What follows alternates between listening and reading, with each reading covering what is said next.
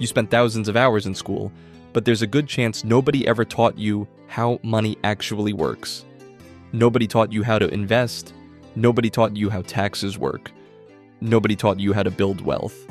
And yet these skills may affect your life more than almost anything else you'll ever learn. So why aren't they taught? Let's decode it. Think back to school. You learned mathematics, history, science, geography, literature, all important subjects. But how many classes explained compound interest? How many taught investing? How many showed students how to buy assets instead of liabilities? For most people, the answer is simple: none. Now, before we blame schools, it's important to understand something. Most education systems were originally designed during the industrial age.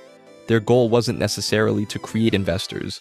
Their goal was to create educated workers, people who could read instructions, follow schedules, work in organizations, and contribute to the economy.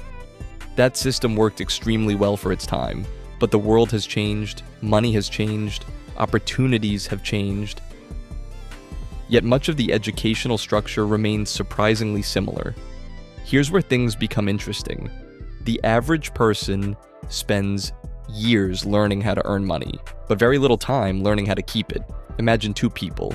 One earns $60,000 per year. The other earns the same amount. The first person understands investing. The second does not. Fast forward 30 years. Their financial outcomes may be dramatically different despite earning similar salaries. Why? Because income alone rarely creates wealth. Knowledge does. One of the most powerful concepts rarely taught in school is compound growth. Albert Einstein supposedly called compound interest the eighth wonder of the world. Whether he actually said it or not, the principle remains powerful. Money invested today can continue growing year after year. Then those gains generate their own gains.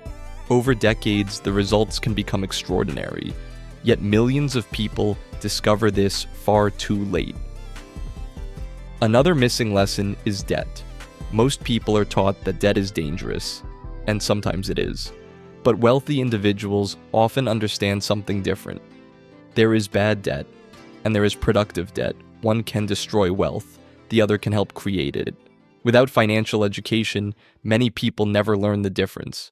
Then there's inflation. Perhaps the most invisible force in personal finance. You can save money for years, but if inflation grows faster than your savings, your purchasing power declines. Many people think they're standing still financially, when in reality they're slowly moving backward. Again, a concept rarely explained in traditional classrooms. The truth is that schools can't teach everything, and financial education ultimately becomes a personal responsibility. The good news? Today, knowledge is available everywhere. Books, podcasts, videos, courses. The internet has made learning about money easier than ever before. The challenge isn't access. It's taking the initiative to learn. The people who build wealth often discover a simple truth. The most valuable financial education usually begins after school ends. Because once you understand investing, assets, taxes, businesses, cash flow, and compound growth, you begin seeing money differently. And when you see money differently, you start making different decisions. So maybe the question isn't, why didn't school teach me this? Maybe the better question is, what am I going to learn now that I know it's important? Because your financial future won't be determined by what you weren't taught.